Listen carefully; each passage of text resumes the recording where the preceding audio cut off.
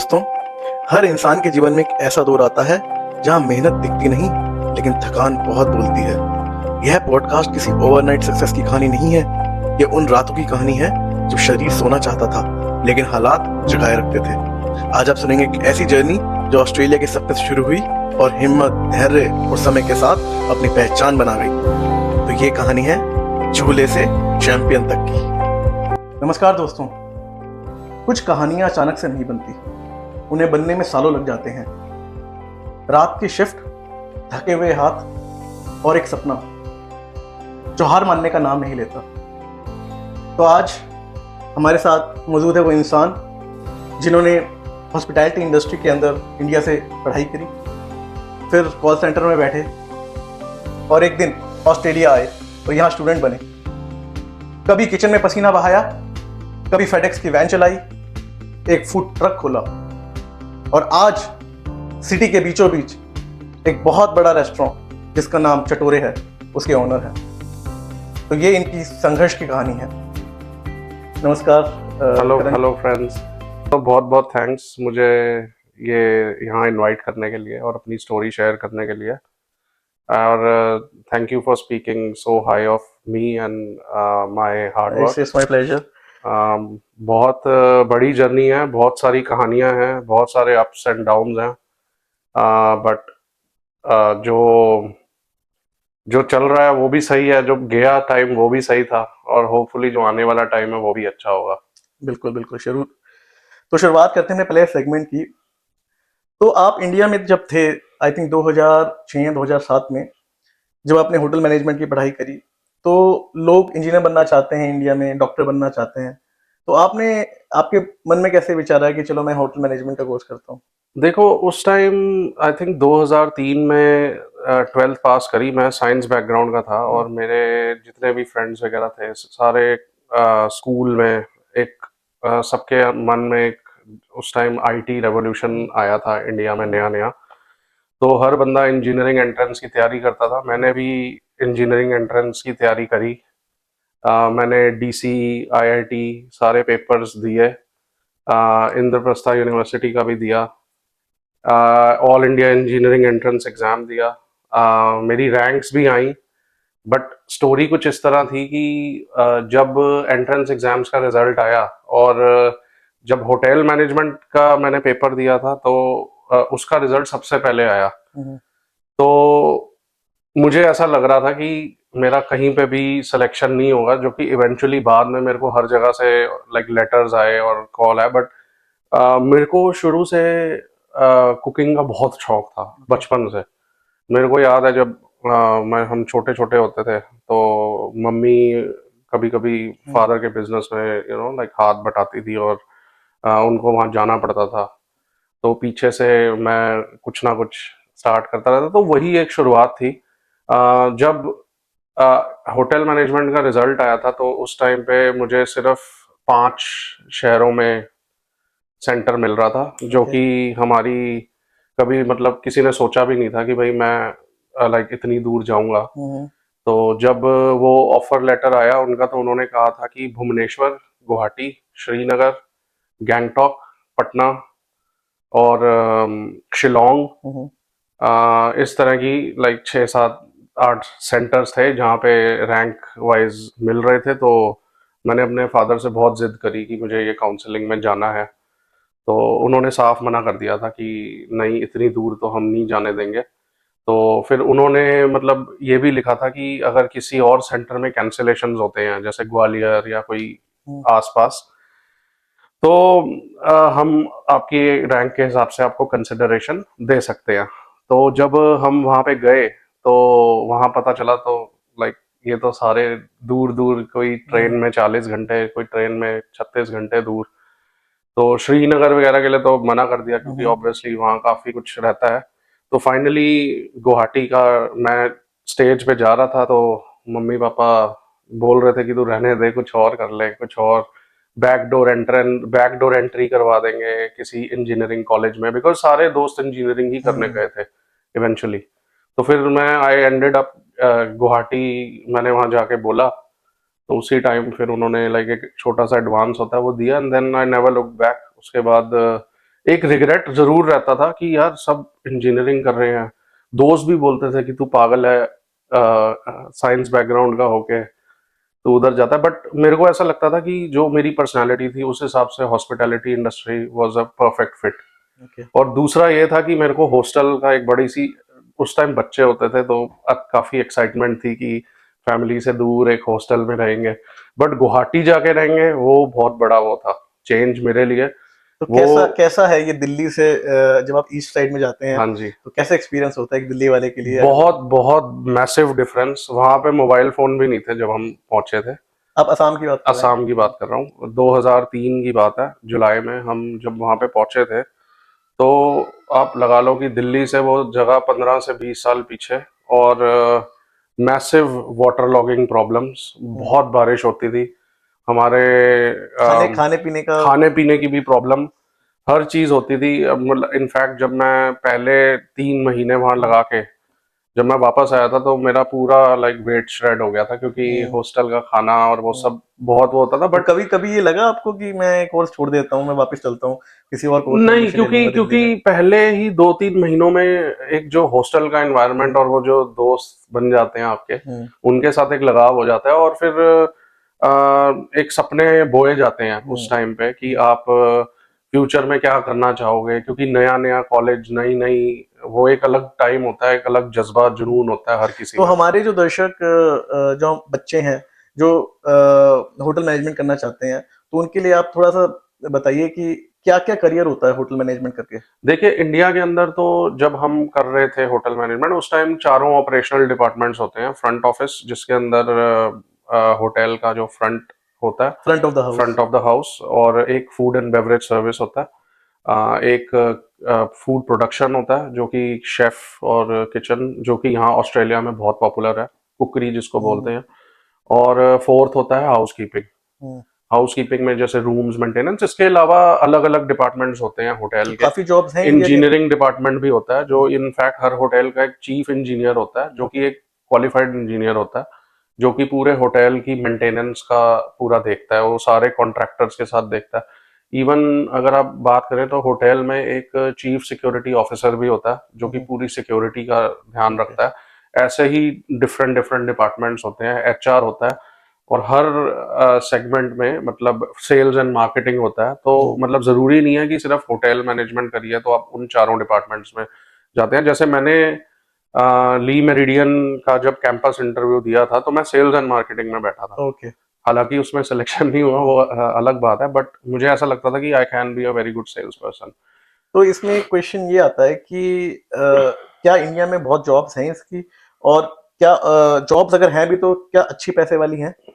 देखिए, जब मैं शुरुआत में जब हमारे यहाँ पे जॉब्स इंटरव्यू के लिए आते थे हम्म। तो वो बेसिकली आपको होटल ट्रेनी के हम्म। हिसाब से लेते थे। तो उसमें बेसिकली शुरू में आपको 1 साल का स्टाइपेंड टाइप ही मिलता है। लाइक उस टाइम मेरे ख्याल से 2,500 से 3,000 होते थे वो रुपए, वो कुछ हम्म। भी नहीं है आज की डेट में। बट अभी मुझे 100% मेरे को लगता है कि कुछ चेंजेस हुए होंगे, हम्म। इतने टाइम हो गया। ये तो बात मैं आपको 2006 की बता रहा हूँ।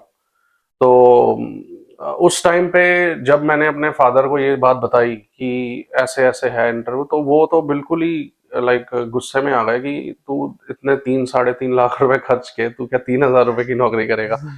बट एनीवेज, वो उस टाइम ऐसा देखने का नजरिया इसीलिए था क्योंकि आईटी रेवोल्यूशन इतना पीक पे था 2003 में कि बच्चे जॉब करते थे। इन्फोसिस जैसे, it's a massive engineering, producing engineers, producing factory. ये क्या यही वजह थी कि पापा की वजह से आप कॉल सेंटर में गए, या फिर? नहीं नहीं नहीं नहीं, मैं पापा की वजह से कॉल सेंटर में नहीं गया। मेरे पापा ने मेरे को रेजिस्ट किया कि तू बॉम्बे और इधर उधर जाने से बेटर तू कहीं बाहर देख, कोई जरिया देख, अच्छा एक्सपोजर मिलेगा अगर तेरे को इसी इंडस्ट्री में रहना है। मम्मी बहुत अगेंस्ट थी शुरू से इस इंडस्ट्री के, क्योंकि मेरा ब्रदर बहुत अच्छे पोजीशन पे सक्सेस ले रहा था, और उन्हें ये लगता था कि ये इतना ज्यादा फिजिकली टायरिंग काम है। क्योंकि उन्होंने मुझे देखा था जब हमारे कोर्स का गुवाहाटी वाले कोर्स जो होटल मैनेजमेंट में 6 महीने की इंडस्ट्रियल ट्रेनिंग होती है, तो उसके अंदर they basically grill you in okay. Every section, every odd job they get you to do. क्या नाम था आपके फील्ड का?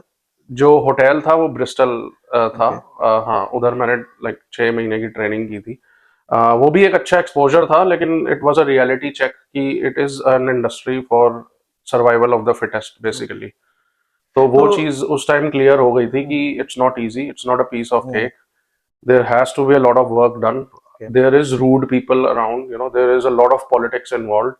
तो आपको just have to make your own way, तो मैं यही बोलूंगा। तो जब घर में एक बड़ा भाई होता है और एक अच्छी पोजीशन पे होता है, तो परिवार की छोटे से ज्यादा एक्सपेक्टेशन होती है या क्या होता एक है? कंपैरिजन फैक्टर तो आता है, और हम्म, वो यही समझते थे कि आप क्यों उल्टा राह पे चल रहे हम्म, हो, मतलब पहले गुस्सा भी आता था। साइंस करके नहीं, गुस्सा नहीं आता था, ये तो क्वाइट अच्छी, मतलब ये तो जायज बात है। अगर आपका एक बड़ा बच्चा हम्म, स्कॉलर होगा तो सेकंड वाले को आप चाहोगे कि वो भी वैसा बने। हम्म, बट पेरेंट्स ये चीज नहीं समझते कि दो अलग अलग पर्सनैलिटीज हैं, हम्म, आज भी अलग अलग है, बहुत डिफरेंट पर्सनैलिटीज हैं, और बहुत ऐसा नहीं है कि कोई इस वजह से कोई डिफरेंस है, बट हम्म, पर्सनैलिटी अलग अलग है, चाह अलग अलग है, हम्म, जीने का तरीका अलग अलग है, हम्म, हर चीज डिफरेंट है। तो वो चीज शायद पेरेंट्स नहीं समझते थे, बिकॉज वो यही चाहते थे कि if he is doing well तो ये भी वैसे ही करे।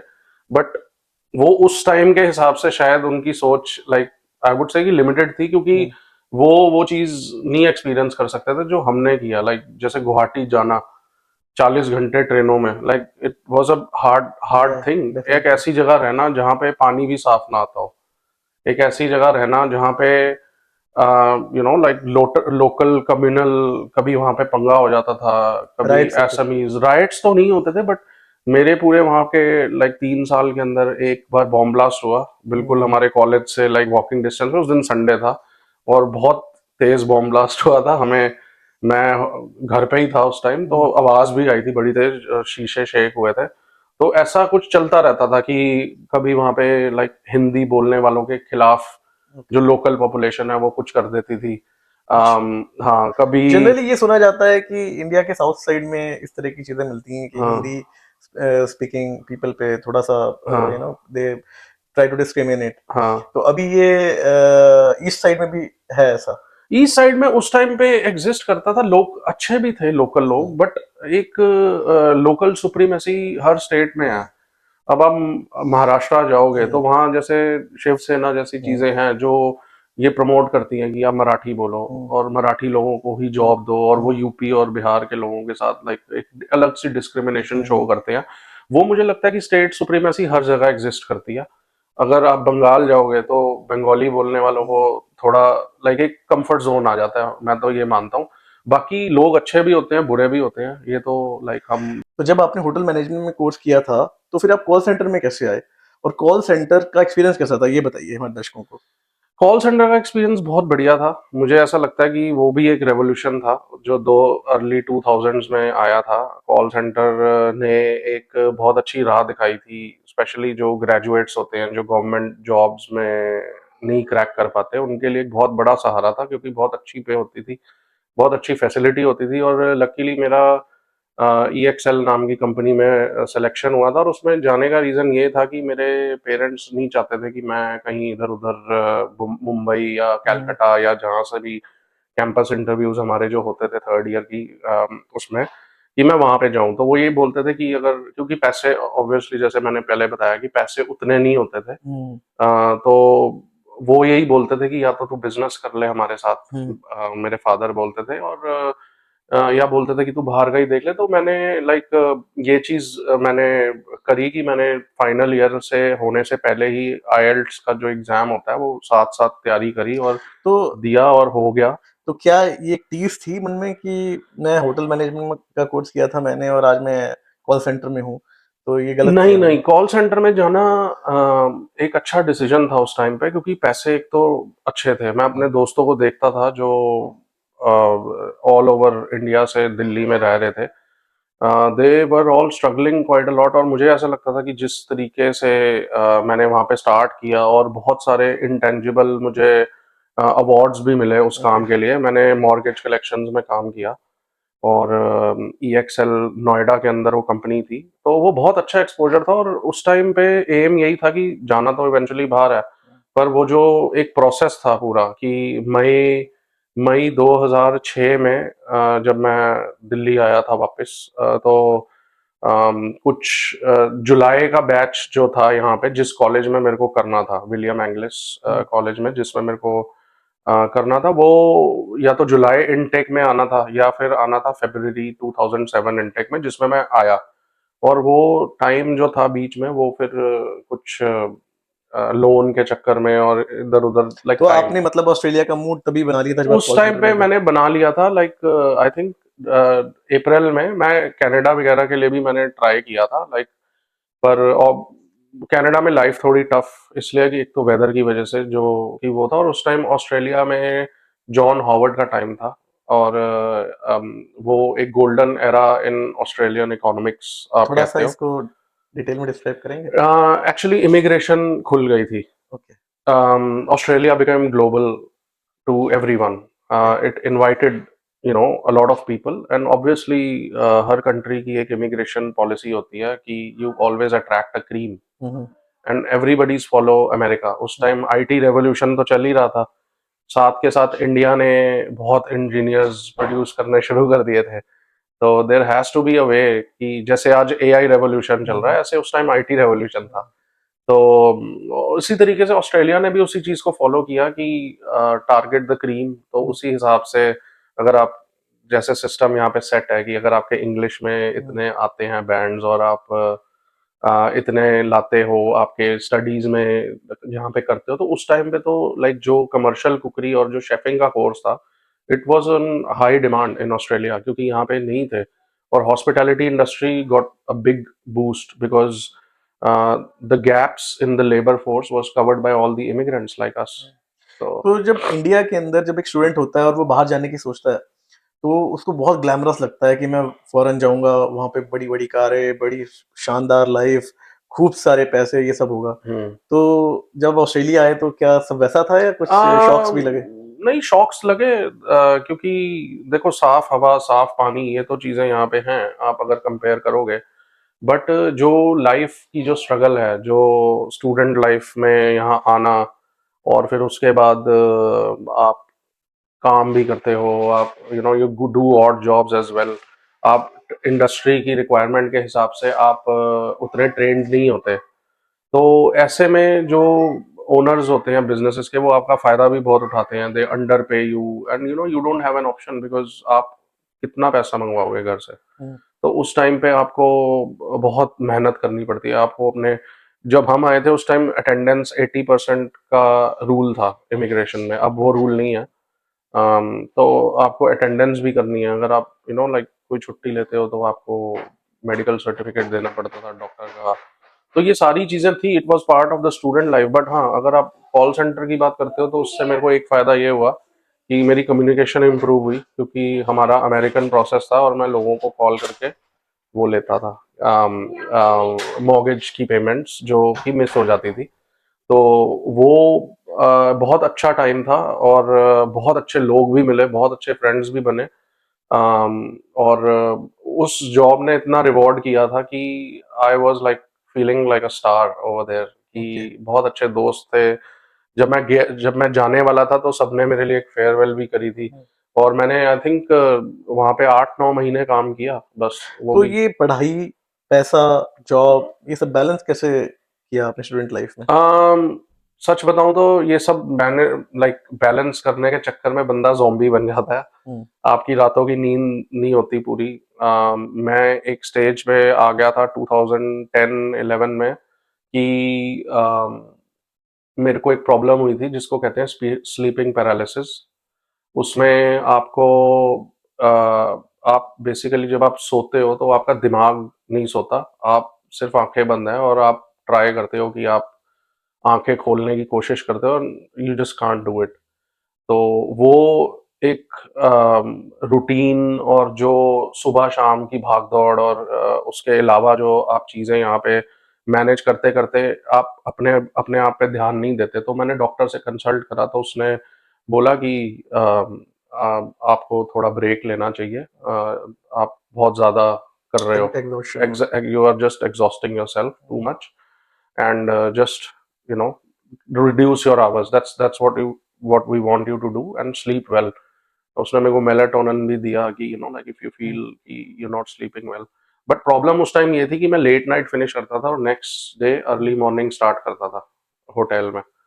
तो एक ये पैटर्न बना हुआ था कि आप सुबह निकल रहे हो 4:30-5 बजे, और आपने 2-2:30 बजे वो काम खत्म करा, आप घर आए, घर आके आपने नैप तो नाम की होती थी, और फिर उसके बाद 5 बजे से दूसरा काम स्टार्ट। तो आपने जैसे इंडिया के अंदर होटल मैनेजमेंट किया था हम्म।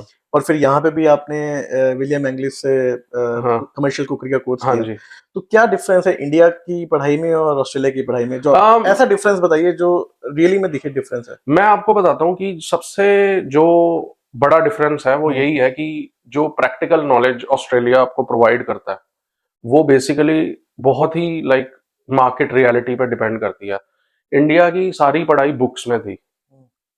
जैसे हम बोर्ड के एग्जाम्स में रट्टा मारते थे या जो भी करते थे, वही सेम पैटर्न फॉलो हुआ कॉलेज में। अब मैं आपको एक एग्जांपल देता हूँ। फॉर एग्जांपल जैसे हम एफएन फूड एंड बेवरेज सर्विस की बात करें तो मुझे याद है कि हम रटते थे कि 5 brand name of Scotch whisky, 5 brand names of Russian vodka, 5 brand names of whatever like. तो वो हमें वाइवा जो होता है उसमें पूछा जाते थे वैसे सवाल, कि tell me a grape variety of wine from Italy, you know. अब वो सारी चीजें अगर आप यहाँ बॉटल शॉप में जाओगे, एक एग्जांपल दे रहा हूँ, 18 साल प्लस की उम्र में 12वीं के बाद बंदा इतना ही हो जाता है, तो वो यहाँ बच्चे बच्चे को पता है जो हम वहाँ पे रटते थे। तो वो एक प्रैक्टिकल एक्सपोजर है, वो आपको ऐसी अच्छी नॉलेज देते हैं। इंडिया में अब मेरे ख्याल से चेंज हो गया होगा, जब मैंने ग्रेजुएशन करी थी तो सब कुछ बुक्स में था, और वो चीज प्रैक्टिकली जब यहाँ आके देखी तो ये बोला कि it's not a big deal, ये तो आप ऐसे ही लाइक पता चल जाता है, यहाँ पे बच्चे बच्चे को पता होता है। हाँ, जो कुछ टेक्निकल चीजें हैं लाइक जो जो बुक्स, जो जैसे हमें फ्रेंच क्लासिकल मेन्यूज पढ़ाए जाते थे कि 17 कोर्स ऑफ मेन्यूज होते हैं, वो चीजें एग्जिस्ट सच बताऊं तो आज की डेट में नहीं करती। यहाँ पे ऑस्ट्रेलिया में is only 3 course menu, you know, like entrees, mains, desserts, and I think maybe just one more like appetizer you can say, that's it, 4 to the max, वो भी एक अगर आप बहुत अच्छी जगह पे जा रहे हो तो बहुत डिफरेंट था। बहुत स्टडी स्ट्रक्चर इंडिया का आई होप कि चेंज हो गया हो, बिकॉज वो कहीं पे भी हेल्प नहीं करता। तो 2007 से लेकर 2013 तक हाँ जी। लगभग 9 साल हाँ जी। आपने काफी सारे होटल्स, पब्स, आरएसएल में हर काम जगह। किया। हाँ जी। तो वो कैसा एक्सपीरियंस है और क्या मतलब उससे जो यहाँ पे बच्चे आते हैं पढ़ने के लिए उनको क्या सलाह देंगे कि उनसे क्या सीख सकते हैं वो? मैं सिर्फ यही बात बोलूंगा कि आप जिससे भी सलाह लें वो आपको एक वाइज सलाह दे, वो आपके पैशन को किल ना करे। मैंने यहाँ पे बच्चों में 90% चीज ये देखी है कि वो पैसे के पीछे भागते हैं, और may be they don't have an option, but it's not a long term strategy. क्योंकि अगर आप सही तरीके से अपना पाथवे खुद बनाते हैं, उसमें स्ट्रगल उसमें भी होगी, और पैसा तो इवेंचुअली देखो उसमें भी आएगा। ऐसा नहीं है। अब अगर कोई आपको ये सलाह देता है कि आप फॉर एग्जांपल आप कुकरी कर रहे हो और आप में पैशन है टू बिकम अ शेफ, या फिर आप में पैशन है to become a bartender, I want to manage bar, तो आप उस पैशन को उबर चला के उस टाइम को किल मत करो, specially in in your early 20s and mid 20s और लेट 20s, क्योंकि that is the time when you actually build your career, you build a skill that helps you throughout your life. Whereas मेरी understanding ये है कि driving a Uber और driving a truck, और it is not gonna get you anywhere. आप 15 साल एक ही position पे खराब करोगे, और आप 15 साल बाद आप ये रिग्रेट करोगे कि मैंने उस टाइम पे कुछ नहीं किया। तो ये यंग पॉपुलेशन के लिए एक बहुत बड़ा वो है, कि ठीक है पैसे के पीछे भागना, पैसा जरूरी है, पर लॉन्ग टर्म प्लानिंग बहुत जरूरी है हर चीज के लिए। तो जैसे आपने 9 साल काम किया इन सब चीजों मैंने में। 12-13 साल काम अच्छा, किया, हाँ। 12-13 साल और आपने काम उसके किया। बाद भी जब मैंने कोरियर इंडस्ट्री ज्वाइन करी तो उसके बाद भी मैं आरएसएल में ऑन एंड ऑफ रहता था, तकरीबन प्री कोविड 2019 तक, और फिर उसके बाद 2-3 साल बाद मैंने फूड ट्रक खोल लिया था। तो जब आपने 12-13 साल इस इंडस्ट्री में काम किया तो सबसे मुश्किल शिफ्ट कौन सी थी? और कभी कोई ऐसा वक्त आया कि आप लिटरली आपने कहा नहीं, बस बहुत हो गया? हाँ, मैंने एक जगह से वॉकआउट किया था बिकॉज वो बंदा बहुत बदतमीजी करता था, तो मतलब लाइक आपके there is no senior point. थे आपके? हाँ, सीनियर थे। हम्म, मतलब आपको मैं एक एग्जांपल देता हूँ। आप मान लो कि आप फॉर एग्जांपल कुछ कंप्यूटर पे कर रहे हो, कोई आपसे आपका कीबोर्ड छीन ले हम्म, और कहे कि you are not doing it fast enough, तो आपको भी बुरा लगेगा कि यार मैं भी कर रहा हूँ। तो वो उस टाइप का सीन था। तो मैंने लाइक उसके बाद मैं वहां पे कभी भी नहीं गया ना, मैंने उस बंदे को कुछ उल्टा सीधा बोला, but it it it really feels कि like there was a few people, like who would treat you badly considering that you're a student, and like, and it can be any nationality। आपको सच बताऊं तो हर इंसान अलग अलग होता है। मैंने हर नेशनैलिटी के अच्छे लोग भी देखे हैं और बुरे लोग भी देखे हैं, तो इसमें तो ये पर्सनल आपको लाइक हम्म। किस्मत भी बोलूंगा मैं कि आपको किससे पाला पड़ता है।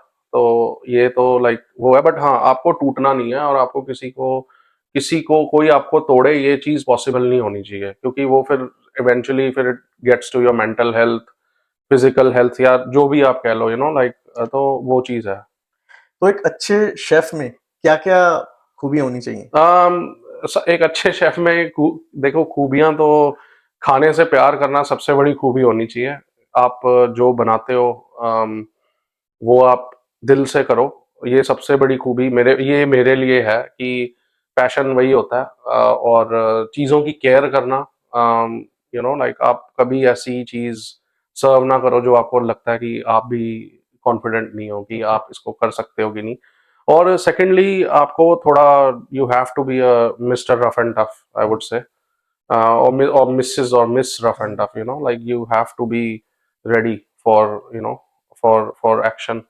क्योंकि high paced, high pressure environment होता है, you lose it, on lot of occasions you lose it। and now it actually makes sense, क्योंकि जब मैं पहले जहाँ रेस्टोरेंट्स वगैरह में काम करता था, तो कई बार हम देखते थे कि ये गुस्से वाला बड़ा, तो वो क्यों होता था? Because this immense pressure. Like अगर आप 80 आप टू रातों को 90 सो नहीं रहे मील्स, हो। हाँ, आप अगर 80 to 90 meals within 2-3 hours आपको करना है, तो what are you suppose to do? You have to be on the skates. हाँ। तो वो चीज होती थी, and it's a really fast paced thing. And like I would say कि it takes a lot of courage for you to make up your mind to be doing this for your life, because people break down।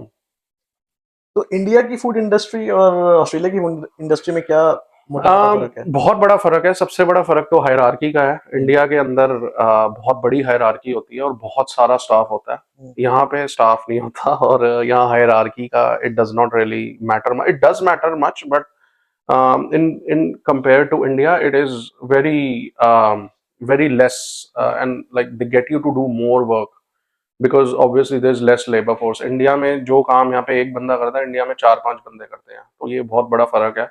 There is a lot of pressure यहाँ पे।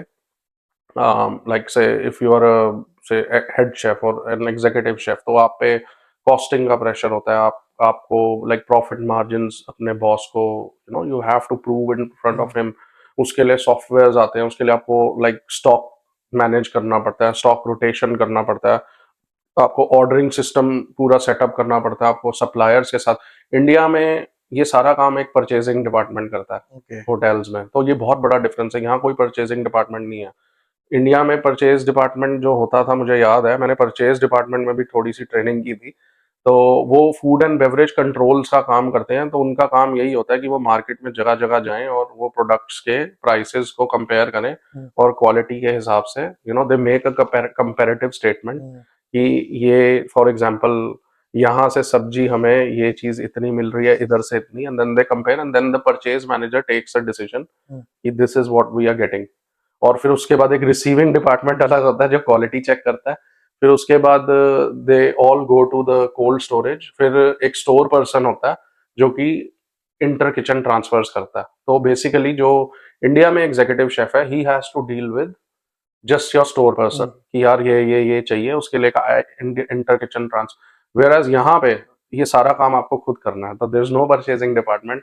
आपको market में जाना है और you have to look for, because at the end of the day अगर आप कहीं पे जॉब भी कर रहे हो और एक आप अच्छी पोजीशन पे हो, तो आपका boss they all worry about profit margins and that dollar value. तो वो चीज मैनेज करने के लिए आपके पास एक्सपीरियंस वही फिर हम लाइक स्टेपिंग स्टोन्स धीरे धीरे, लाइक पहले आप कॉमी शेफ बनते हो, फिर शेफ डी पार्टी बनते हो, फिर धीरे धीरे करके ये मैनेजमेंट आता है। Then you get off the cooking. आपका काम होता है मेन्यू डिजाइन करना, आपका काम होता है मेन्यू चेंजेस करना, आपका काम होता है कॉस्टिंग करना, लाइक आपका काम होता है कि किस तरीके से आप अपनी लिमिटेड टीम के साथ कितना बड़ा मेन्यू रन कर सकते हो, कितनी आपकी कैपेसिटी है। दैट्स योर डिसीजन एंड अच्छा, हाँ जी। हमारे दर्शकों को ये बताइए कि जो शेफ है, जो इंडिया से कोई भी स्टूडेंट यहाँ पे आता है, तो क्या प्रोस्पेक्ट्स हैं आज की डेट में ऑस्ट्रेलियन हॉस्पिटैलिटी इंडस्ट्री के अंदर? क्या-क्या प्रोस्पेक्ट्स हैं? पहली बात, और दूसरी बात, क्या पे स्केल्स हैं, वो एट पार हैं, ज़्यादा हैं, या मतलब अभी आज की डेट में आप नहीं करेंगे किसी देखो, लड़के के लिए? मैं ये बात बोलता हूँ कि hospitality industry is evergreen in Australia. Like I think other than the economic slow down times, this industry has always catered for everyone. ये जरूरी नहीं है कि आप अगर ऑस्ट्रेलिया आते हो सिर्फ कुकरी करने तो ही आप करोगे हुँ, काम। अम, मैं जैसे अभी जो मैं बिजनेस रन करता हूँ, हम मेरे पास लाइक ऐसा स्टाफ है जो साइबर सिक्योरिटी कर रहा है, और वो लाइक ट्रेन करा हमने उसको किचन में, लाइक अपने हिसाब से, and they are doing well. तो कहने का मतलब ये है कि it this industry actually helps everyone to fill their gaps and like to make a living okay. easier, क्योंकि जॉब लेना सबसे इजी है। It's a hard work. हुँ, अब आप खुद बताइए कि लाइक अगर कोई आईटी कंपनी है तो वो कभी फ्रेशर्स को इतनी जल्दी यहाँ पे स्टार्ट नहीं देती। तो अगर वो कोई बंदा मास्टर्स इन आईटी कर रहा है यहाँ हुँ। पे, तो वो he has to make living out of something, तो वो फिर they will go to hotels and restaurants, जैसे जो यहाँ का कल्चर है, it's actually culture of Australia. तो like even local Australian public जो कि like who are born and brought up in hmm. Australia, even if they are studying, they work 2-3 days in a restaurant or a hotel। तो वो चीज होती है। तो जब ये सब कुछ सही चल रहा था, 8-9 साल आपको हो भी गए, 12-13 साल इनफैक्ट जब हो गए थे इस इंडस्ट्री में, तो फिर क्या हुआ ऐसा आपकी ज़िंदगी में कि आपने हॉस्पिटैलिटी छोड़ के कोरियर इंडस्ट्री की तरफ मूव किया? वो शादी हुई सबसे पहले तो, जो कि काफी बड़ा चेंज होता है लाइफ में। मेरे को कोई ऐसा रिग्रेट नहीं था, बट मुझे ऐसा लगता था कि अम, मैं जो इवन लाइक पे को लेके हुँ, आप कह लो, और जो पर्सनल सर्कमस्टांसेस थे, बेबी हुआ था हुँ, नया, तो उसके लिए मेरे को वीकेंड्स वगैरह मैं देखता था कि हुँ, वीकेंड्स ऑफ नहीं है, हुँ, दिस एंड दैट। तो फिर क्या था, मेरे साथ एक बंदा था, वो भी शेफ ही था। तो उसने स्टार्ट किया एंड ही रिकमेंडेड मी कि आप यहाँ पे आके ट्राई हुँ, करो, and there's good money, hmm. obviously it तो is was a very it good was money। It a well rewarding it job? was very well not rewarding in sense of your personal development, I would hmm, say, but financially, yes, it was very rewarding. I was making very good money over there, working for couriers, and एक time पे आई realised after 4 years कि मैं waste कर रहा हूँ time अपना, because वही जो बात मैंने पहले भी बोली कि हुँ, अगर आपको कोई स्किल लर्न करना है, अगर आप उसको उसके टाइम को आप अर्ली 20s और मिड 20s में आप किल कर रहे हो उबर चला के, या कोई लाइक कोई और दूसरी जॉब करके, which is not gonna and give you anything. तो वही सेम चीज थी कि मैं 4 साल में समझ गया था कि this is only a stepping stone for something that I want to do in future. तो उस टाइम पे लाइक फिर covid stuck, hmm. And then everyone was scared कि क्या होगा 2020 में। तो करण, अब ये बताइए कि आपको ओवरऑल कोरियर इंडस्ट्री का एक्सपीरियंस कैसा था? um, जैसा मैंने आपको बताया कि बहुत देखो, एक्सपीरियंस हर कोई अच्छा और बुरा हर हर जगह होता है। वो एक्सपीरियंस बहुत अच्छा था इन हुँ, टर्म्स ऑफ मनी। हुँ, एक फाइनेंशियल बूस्ट मिला, वीकेंड्स ऑफ मिलने लगे, जो मैंने 10-15 साल ऑस्ट्रेलिया में रहने के बाद कभी देखे नहीं थे। तो मंडे टू फ्राइडे कल्चर था, करना था, और वो एक ऐसा स्टेप था कि I was not proud of it, सच बताऊं तो, कि मैं अपनी इंडस्ट्री छोड़ दी है और मैं कभी भी वापस लाइक ना जाऊं। मैं ऐसा सोचता था कि अब तो छूट गई इंडस्ट्री और ये, लेकिन जब मैंने वहां पे काम करना शुरू किया और I think it was a setback for me in terms of कि यार मैं like कुछ साल बाद में कोई realize हुआ कि मैंने इतना पैसा लगाया, गुवाहाटी गया, एक इंडस्ट्री के अंदर इतना काम करा और वो सब जीरो हो गया। वो सबसे बड़ा सेटबैक था मेरे लिए, क्योंकि ये चीज मेरे को रियलाइज हुई जब आपको आदत पड़ जाती है एक बार कि चलो आपने नया नया छोड़ा, मंडे टू फ्राइडे है, शुरू में आप इंजॉय करते हो, पैसे भी आ रहे हैं, आप हॉलीडेज पे भी जा रहे हो, like you do everything what you want to do, but it was like a trap, I would say. ये मेरी पर्सनल असेसमेंट है, मैं ये नहीं बोलता कि हर किसी की ये असेसमेंट होगी, बट मेरे लिए ये चीज बहुत मायने रखती थी कि where do I stand in 10 years from now. अच्छा, किसी को अगर सोल कॉन्ट्रैक्टिंग करनी हो इस इंडस्ट्री में, कुरियर हाँ इंडस्ट्री में, जी। तो वो कैसे करे शुरुआत? शुरुआत देखिए, मोस्टली जो कंपनीज हैं आजकल, जैसे 3 मेजर कंपनीज हैं, DHL, स्टार ट्रैक और फेडेक्स FedEx। और टोल, 4 बोलूंगा मैं। अम, इनमें एंटर करने के तरीके थर्ड पार्टी कॉन्ट्रैक्टर्स के थ्रू होते हैं। कई कंपनीज के पास बंदे होते हैं, जैसे कि वो दे प्रोवाइड ड्राइवर्स बेसिकली, या फिर they provide people who have their own vehicle. तो वो उनकी फ्राइट वॉल्यूम की रिक्वायरमेंट के हिसाब say that company tells the person कि आप आज यहाँ जा रहे हो, आप आज वहाँ जा रहे हो, and then eventually what happens is कि जब आप उस कंपनी में, मान लो आपको बोला कि आप 1 महीने आप टोल में जा रहे हो फॉर एग्जांपल, तो आपको 1 महीने में आप जान पहचान वहाँ ऐसी बना लेते हो, if you are a good worker और आप उनके पूरे टारगेट्स पूरे कर रहे हो, तो वो आपको खुद ही जॉब ऑफर कर देंगे, बिकॉज कोरियर इंडस्ट्री एक ऐसी इंडस्ट्री है जिसके अंदर they are always looking for staff. But having said that, there is a hidden cap. That cap, वो मेरे लिए एज आई सेड बहुत मायने रखती है, बट मुझे नहीं लगता कि हर किसी का यही एक सेम स्टेट ऑफ माइंड है। दैट कैप इज कि आप एक ही पोजीशन पे एक ही तरीके से आप काम करते जा रहे हो, and once you spend X amount of time doing something which is not challenging, which has got no promotion, which has got something that you can be pride for कि मैंने इस कंपनी को अपनी जिंदगी के 5 साल दिए और उस कंपनी ने मेरे को बदले में दे रिवॉर्डेड मी इन अ वे कि सिर्फ you are a number.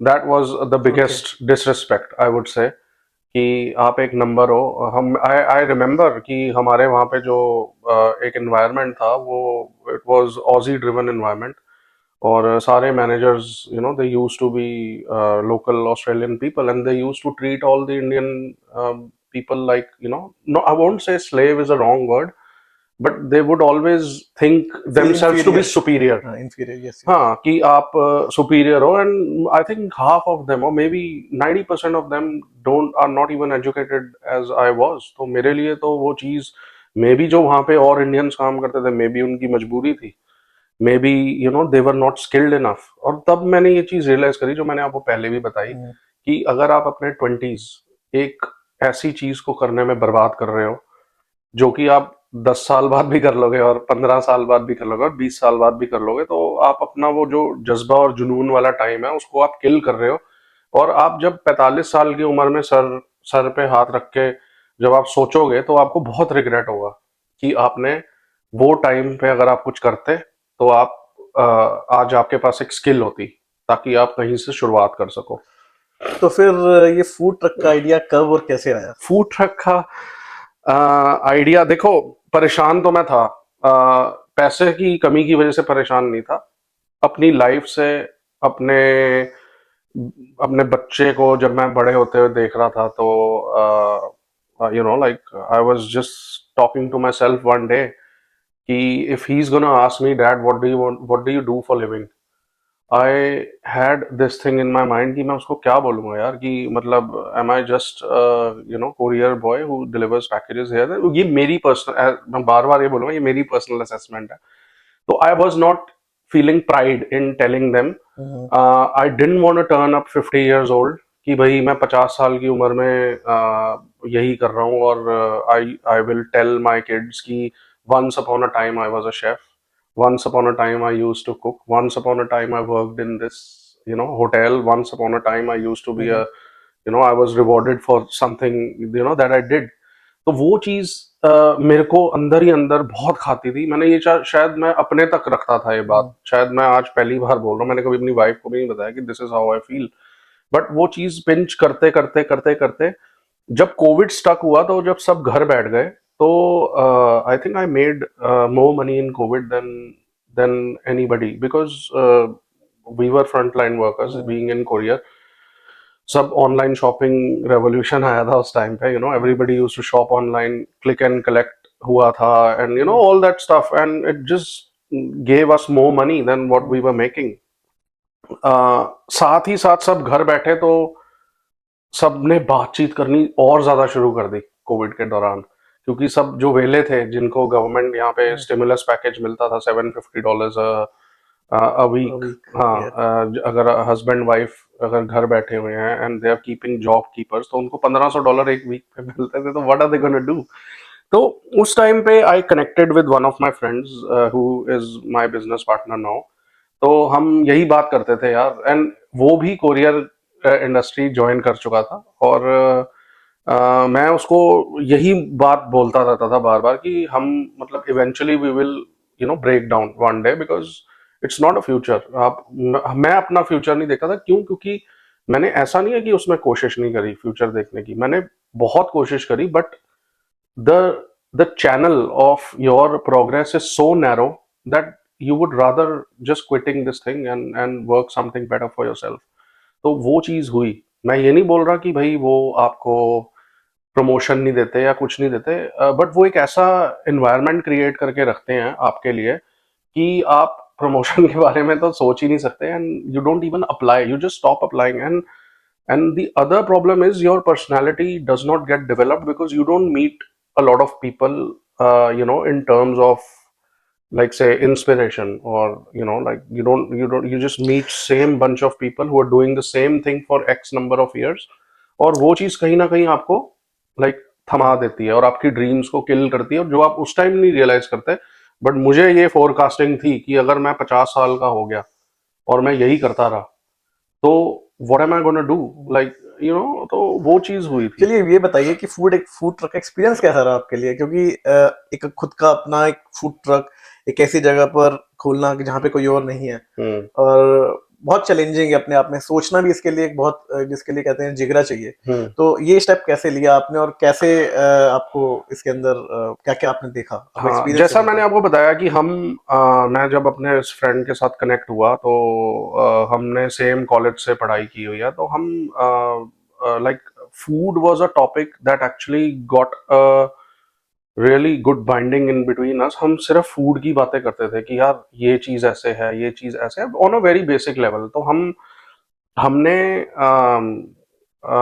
I wouldn't take a credit for this, but I had a spark in myself more than him at that time कि नहीं यार हमें करना है, and he also accompanied me, and I would say partnered with me in the same, like in the same, I would say, energy level, कि हाँ यार तू सही कह रहा है, I think this is what we have to do, like maybe we are two different personalities, but at the end of the day when it comes to food we are on the same page and this is what you want to do. तो फिर उस time जब Covid चल रहा था, हमने इतनी बातें करी फूड की, तो हमने, like, he got married meanwhile, वो मेरे घर आया, and then I did a charcoal barbecue. मुझे बहुत शौक था, आई थिंक हमने भी करा हुआ है कई बार, तो हमने वो करा, and then we tried, and this is how it started. We used to try things कि हम कितने पानी में हैं, and then like based on that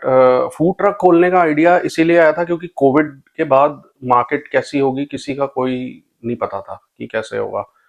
तो हमने कहा अगर फूड ट्रक एक जगह लगाते हैं और नहीं चला, एटलीस्ट वी कैन मूव। तो ये था, और हाँ, तो ये एक था, और वो I would say god's plan भी था, क्योंकि वाकई हम उस जगह पे, लाइक, उतनी देर नहीं रुके जितनी देर रुकते। अगर हम उस जगह पे शॉप लेते तो शायद हम आज मेलबर्न सीबीडी में हैं, तो शायद हम उसी शॉप में होते और शायद स्ट्रगल कर रहे थे, शायद अच्छा भी कर लेते, बट हु नोज। ये चिटोरे नाम कैसे आया आपके दिमाग में? चटोरे नाम ऐसे आया कि दिल्ली वाले खासतौर पे वैसे ही भी चटोरे हाँ होते हैं। हाँ हाँ, अम, मतलब और हमने काफी नामों के बारे में सोचा था, बट मुझे ऐसा लगा कि थोड़ा कैची नाम होना चाहिए और उसका मतलब फूड से रिलेटेड होना चाहिए। तो as you know, chatore is a person who, you know, they love, like a group of hmm. Kids they love, and I use to go, मैं खुद एक चटोरा था जब मैं बचपन में था, you know, okay. Her her weekend पे छोले भटूरे खाने और यू नो चाट्स और ये सब का बहुत शौक होता था शुरू से, बचपन से ही। और मेरे फ्रेंड्स भी वैसे ही थे, कॉलेज स्कूल में कॉलेज में हम जाते थे, जिसके पास पैसे होते थे तो चुपके से उसके साथ एक छोटा सा ग्रुप बना के बाहर जाके खाना खाना। तो वो चीज थी, पर हाँ, तो नाम वैसे डिसाइड हुआ और फिर फाइनली हमने अक्टूबर 2022 में फूड ट्रक की स्टार्ट कर दी थी। और उससे पहले हम एक्चुअली ये भी बोलते थे कि यार, are we both gonna align. Make enough money कि हम दोनों ये इससे इतना प्रॉफिट निकाल लें कि दो फैमिलीज चल सके। But somehow I don't know कैसे हुआ, क्या हुआ, हमारी वाइफ्स ने दोनों ने बहुत मेहनत करी हमारे साथ इस पूरे जर्नी में, एंड तो हैट्स ऑफ आज टू देम। आज की डेट में मेलबर्न सीबीडी के बीचों बीच आपका एक जाना माना नाम है आज की डेट में मेलबर्न के अंदर, इंडियन रेस्टोरेंट के नाम चटोरे। हाँ जी। और तो आज कैसा लगता है आपको? लगता है कि सब अचीव कर लिया आपने? नहीं, ऐसा नहीं लगता। सच बताऊं तो जब आप, आई वुड से, मिट्टी से उठे होते हो तो आपको ये रियलाइज नहीं होता कि आपने कितना मेहनत और कितने एफर्ट्स करे हैं वहां तक पहुंचने के लिए। और कहाँ पहुंचना है तो वो तो स्काई इज द लिमिट, तो आपको नहीं है। बट हाँ, मैं ये जरूर बोलूंगा कि हर स्टेप जो लिया वो एक परिवर्तन था। परिवर्तन से कभी मत डरो। परिवर्तन, मैं ये नहीं बोलता बुरा टाइम भी था हमारा। हम्म। ऐसा नहीं है कि हमने पहले दिन खोला और सब कुछ सही हो गया। मतलब there was one time in my life when I was literally broke. मेरे पास जो पैसा था मैंने सब लगा दिया था। और फूड ट्रक जिस तरीके से बंद हुआ वो भी एक बहुत बड़ी स्टोरी है। जिस कंपनी के साथ हम काम करते थे वो, उसका ओनर की डेथ हो गई और हम उसके साथ काफ़ी हमने लाइक बिजनेस करा और हमारा बिजनेस अच्छा भी चला। और वहाँ उसकी साइड से सिटी आना एक पाथवे फ्रॉम गॉड था कि हम, वो जगह एस्कॉट वेल थी जहाँ पर हम अपना फूड ट्रक मेल्टन से लेके गए थे, क्योंकि मेल्टन में हमारा काउंसिल के साथ हुआ। And we broke, literally broke at that time, कि हमने मेल्टन में 6 8 9 महीने इतनी मेहनत करी और फिर उसके बाद यू नो लाइक जीरो पे कुछ आ गए। हुआ हाँ। और we were told to move from there. But I would say कि अगर आप इन सारी चीज़ों को जोड़ो तो अब ऐसा लगता है कि वो एक रास्ता था जो वहां से चलते चलते चलते चलते मेलबर्न सीबीडी की तरफ आया। और जैसे कि you know it was planned for us, I would say कि हम जब एस्कॉट वेल आए तो हमने वहाँ ट्रेडिंग शुरू करी, तो वहाँ हम मेलबर्न सीबीडी कवर करते थे, क्योंकि वहाँ से सिर्फ 5 किलोमीटर है। ऊबर में, डोर हम्म। डैश और जो जितने भी फूड डिलीवरी पार्टनर्स हैं उनके साथ करते थे। तो हमें लगा कि it's a good market, you know, like city. कितना कितना आसान है आज की डेट में ऑस्ट्रेलिया के अंदर किसी ने बिजनेस शुरू करना है, वो भी रेस्टोरेंट? मैं तो यही बोलूंगा कि अगर आपको इस इंडस्ट्री का कोई आइडिया नहीं है तो please stay away from it, because आपको सरदर्दी बहुत होगी। आपको पता नहीं होगा कि आपने क्या करना है, and once you put money on something that you don't know, आप you will end up paying more money to save the money that you actually invested already. वो सबसे बड़ा पंगा है। और स्पेशली जो लोग वेल सेटल्ड हैं, जिनको ये लगता है कि हॉस्पिटैलिटी जी, फलाने बंदे ने रेस्टोरेंट खोला और वो हिट हो गए और वो सब, वो there is always a story behind, you know, every every person. बाहर से सबको बहुत अच्छा लगता है। क्या क्या बहुत पैसा है रेस्टोरेंट बिजनेस में? ये तो देखो, मैं नहीं बोल सकता कि बहुत पैसा है, लेकिन हाँ, there is a lot of hard work involve.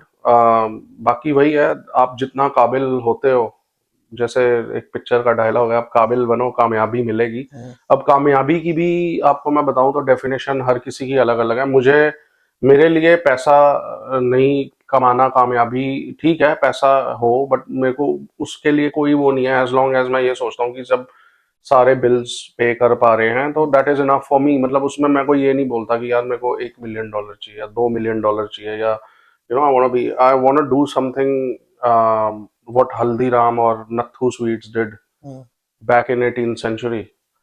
कि आज भी एक लेगेसी है, आज भी एक नाम है। आई डोंट नो, वो शायद कोई अंबानीज एंड बिरला जितने अमीर नहीं है, बट हर बंदे के घर में हल्दीराम के पैकेट्स होते हैं। एक एक सोच है, आई डोंट नो कि वो कितनी आगे तक जाएगी।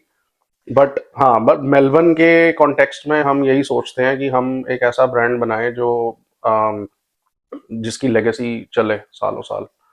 ऑस्ट्रेलिया की फूड इंडस्ट्री का कोई सबसे डार्क चीज बताइए जो किसी को दर्शकों को भी ना पता हो। सबसे डार्क चीज है किसी पे 100% डिपेंडेंसी रखना। आपका स्टाफ जो कि आपके साथ हमेशा नहीं रहेगा, वो इवेंचुअली छोड़ के अपनी राह पे हर कोई जाएगा। हर इंसान अगर अपनी ज़िंदगी को खंगाले तो उसको उसने भी कहीं ना कहीं अपने करियर में परिवर्तन करा, तो वो ह्यूमन बिहेवियर है कि आपको परिवर्तन थोड़े थोड़े टाइम बाद चाहिए होता है। बट डार्क रियलिटी इस इंडस्ट्री की वो है कि जो मैंने मोस्टली रेस्टोरेंट्स में देखा है कि आप एक टीम को सेट करते हो और वो टीम जब चली जाती है तो आप स्ट्रगल करते हो, और फिर then you lose money, you lose everything, और फिर उसके बाद आपको समझ नहीं आता। फिर आप एक और बंदा ढूंढते हो जिसपे आप फिर से 100% डिपेंडेंट हो, और वो आपके साथ कितना टाइम रहेगा ये आपको नहीं पता। तो आई थिंक जो जो कहते हैं ना कि पतंग की डोर अगर आपके हाथ में है तो आप पतंग को राइट भी घुमा सकते हो और लेफ्ट भी घुमा सकते हो। तो आप वो डोर अपने हाथ में रखना अगर जानते हो, अगर आपके पास एक्सपीरियंस है, तो ही आप उस डोर को पकड़ो, नहीं तो मत करो। आप उससे बेटर कुछ कोई रिटेल का कर लो काम, या कुछ ऐसा काम कर लो। पर ये काम ऐसा काम है जो खोलना तो आसान है, बट उसको कैरी ऑन करना, मैनेज करना, फ्यूचर गोल सेट करना, कैसे रन करना, वो एक बहुत बड़ा टास्क है जो एक एक्सपीरियंस से आता है। आप 20 साल के थे जब आप ऑस्ट्रेलिया आए और आपने एज अ स्टूडेंट यहाँ पे बार्स में पब्स में काम किया, और आज भी आप देखें 2026 में आप देख रहे हैं स्टूडेंट्स आते हैं जो काम कर रहे हैं, तो क्या डिफरेंस महसूस होता है कि उनके वर्क एथिक्स में और आपका जो वर्क एथिक था उस वक्त। मैं सच बताऊं तो हम सब एक जैसे ही होते हैं। हम्म, शायद हम भी वैसे ही थे उस टाइम, हमें रियलाइज नहीं होता। हम भी वैसे ही थे, बट आजकल की जनरेशन में थोड़ा सा अ, एक, I won't say it's a problem, but थोड़ा सा दे आर मोर कीन टुवर्ड्स इजी ऑप्शंस, जो मेरे को लगता है कि they don't think about future. I think they just, अगर आप ये फॉर इंस्टेंस आप टिकटॉक और अगर इंस्टाग्राम की बात करें, तो आजकल के बच्चे they just want to be TikTok famous hmm. और Instagram famous and make their living out of it. But फिर वही बात है कि at the end of the day, how many tiktokers और how many Instagram people who have actually created a legacy and created something that everybody remembers, like it's. And problem वही है कि जो यंग जनरेशन यहाँ पे आती है, like they always look for easy options, और वो चीज़ उनके लिए ठीक नहीं है। उनको ये चीज़ उस टाइम नहीं रियलाइज होती, बट बाद में ज़रूर रियलाइज होगी, मुझे ऐसा लगता है। कि आप अगर अपना टाइम ऐसी चीज़ में ख़राब कर रहे हो जिसमें कुछ लाइक तो पता नहीं है। आपने अपने वो 20 साल पहले के करण को क्या एडवाइस करेंगे आज। हाँ, मैं तो सच बताऊं तो कुछ नहीं। मैं अगर रीकैप करूं तो मैं ये बोल सकता हूँ कि मैं बीटेक कर सकता था बहुत आसानी से, या फिर आर्किटेक्चर कर सकता था, क्योंकि मैं बहुत स्ट्रांग था ईडी में, इंजीनियरिंग ड्राइंग, या फिर engineering was never like I would से इम्पॉसिबल फॉर मी, क्योंकि हर बंदे ने मेरे बैच में, स्कूल वालों ने, they all end up doing BTech. तो that's from my mom basically, कि तू भी कर लेता तो आज तू भी करता, या ये करता या वो करता। बट ये सारी चीजें आई थिंक इवेंचुअली चेंज हो जाएंगी। Who knows what's the destiny is got for you. तो यही मैं बोलता हूँ कि अगर आप, मैंने जो पाथ चूज करना था, I am happy in terms of कि मैं जो करना चाहता था वो मैं अभी कर रहा हूँ भगवान बस। का शुक्रिया अदा करते हो। बिल्कुल करते हैं। भगवान है तो सब कुछ है, उन्होंने ही राह दिखाई है। और मतलब मैं तो ये बोलता हूँ कि आप अपना किसी की गलत गाइडेंस लेके कोई स्टेप ऐसा मत उठाएं अपनी जिंदगी के लिए, स्पेशली जो बच्चे हैं। आप कोई ऐसा स्टेप ना उठाएं कि आप बाद में रिग्रेट करें कि यार मैंने ये अगर उस टाइम करता तो ये हो जाता। तो आपको जो बनना चाहते हो, जो करना चाहते हो लाइफ में, देखो जो यहाँ आता है बच्चा, 99% लोगों का यही सपना होता है, इवन हमारा भी था कि पीआर हो जाए, ठीक है। बट पीआर के बाद क्या होता है वो मैं देख चुका हूँ कि नथिंग चेंजेस। सिर्फ एक ये है कि आप इंडिया नहीं जाओगे वापस, लेकिन फिर उसके बाद क्या, वो चीज सोचने की असली कोशिश स्ट्रगल करो। उसके बाद ही असली है। स्ट्रगल भी है। And it's a this country is, even the whole western world is a debt trap. Like you just get more and more debt. आप घर लेते हो, फिर आप दूसरा घर लेते हो, फिर आप तीसरा घर लेते हो। पर मैं अपने लिए ये मानना चाहता हूँ कि मैं अपने लिए एक बिजनेस फोकस्ड सोच रखना चाहता हूँ। आई वुड से कि वही बात है कि अगर आप काबिलियत से अपनी मेहनत करते करते कुछ रन करते हैं तो ये सारी चीजें तो साथ में ही आती हैं। तो दोस्तों, ये थे हमारे दोस्त करण चावला जी। तो वो कहते हैं ना कि जब आप मेहनत करते हो और अगर आपको भरोसा होता है तो आपकी मेहनत कभी वेस्ट नहीं जाती। ये thank you Karan, thank you हमारे सो साथ मच। जुड़ने के लिए। एंड व्यूअर्स, अगर आपके पास कोई सवाल हो तो ज़रूर नीचे कमेंट में डालें। आपकी किसी भी तरीके की काउंसलिंग या कुछ आपकी हेल्प, आपको कोई गाइडेंस चाहिए हो तो आप कमेंट में लिखें, और हम आपको ज़रूर कोशिश करेंगे आपको बेस्ट पॉसिबल वे दिखाने की। बाकी all the best for everyone. Thank you. Thank you.